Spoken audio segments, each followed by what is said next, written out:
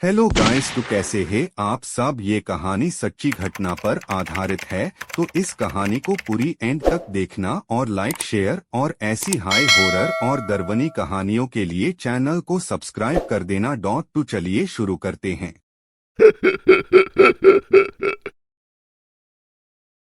ये घटना बरोड़ा के एक गुजराती युवक के साथ हुआ एक भयानक किस्से के बारे में है। उसका नाम जिग्नेश है। वो अपने माँ बाप के साथ अलकापुरी में रहता है। उसके पापा मिठाई की दुकान चलाते हैं और माता गृहिणी है। 5 साल पहले की ये घटना है, जिसकी वजह से वो आज भी डरा हुआ रहता है। ये पूरी घटना के बारे में वो बताता है। इस घटना को याद करके आज भी मेरे दिल के धड़कन बढ़ जाती है। डर के कारण मेरे हाथ भी कांपने लगते हैं। भूत प्रेत और शैतान में मैं कभी नहीं मानता। ये सब बातें बकवास है, ऐसा ही मानता था। लेकिन ये घटना के बाद जब मैं अंधेरी गली में से भी निकलता हूँ तो मेरे पैर थड़ थड़ कांपने लगते हैं। आज मेरी ऐसी हालत हो गई है कि आज तक रात को भी सोने के समय घर की लाइट चालू रखकर सोता हूँ। मेरे पाप बहुत ही कड़क स्वभाव के हैं। 12वीं कक्षा की परीक्षा में खराब परिणाम आने के कारण मेरे पापा का गुस्सा 7वें आसमान पे पहुंच गया। उन्होंने मुझे मार पीट के घर से बाहर निकल दिया।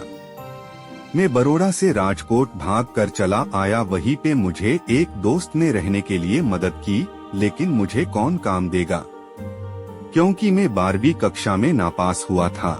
नौकरी नहीं मिली, फिर भी मैं हिम्मत नहीं हारा।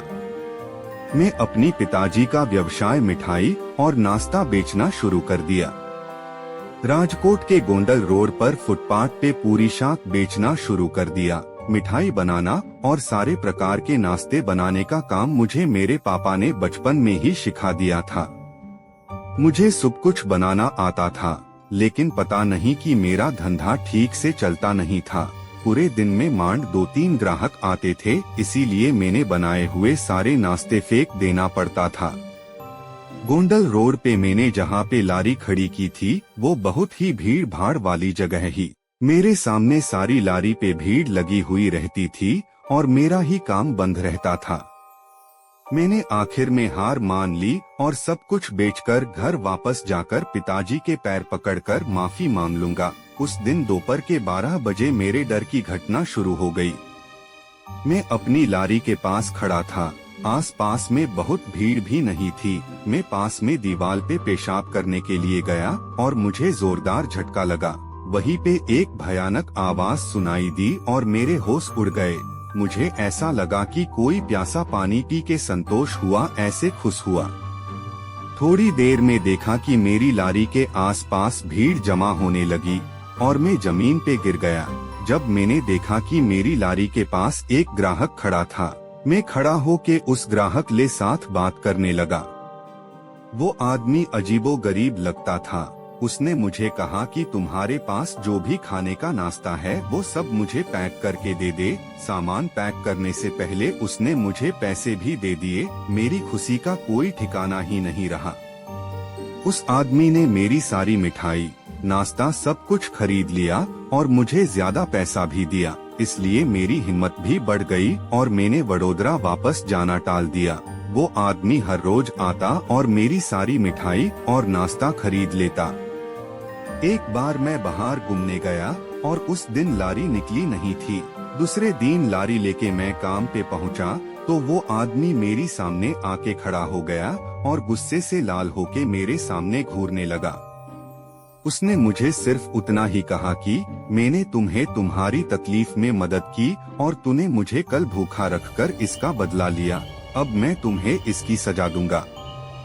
बस इतना ही बोल के वो दीवार के पास पड़ा पत्थर तरफ गया जहां मैं पेशाब करने के लिए गया था। वहां जाके वो अचानक गायब हो गया। उसकी धमकी और उसका गायब हो जाना ये देखकर मेरे तो पसीने छूट गए।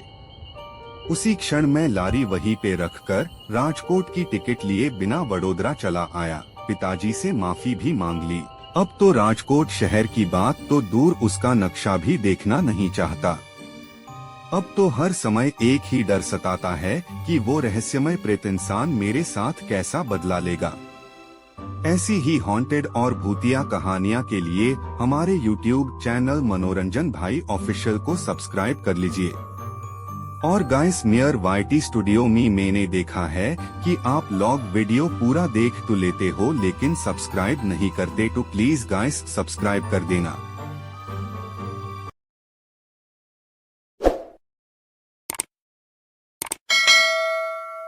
तो चलिए गाइस आज के लिए इतना ही। वीडियो एंड तक देखने के लिए धन्यवाद। नई वीडियो में मिलते हैं, तब तक के लिए बाय बाय।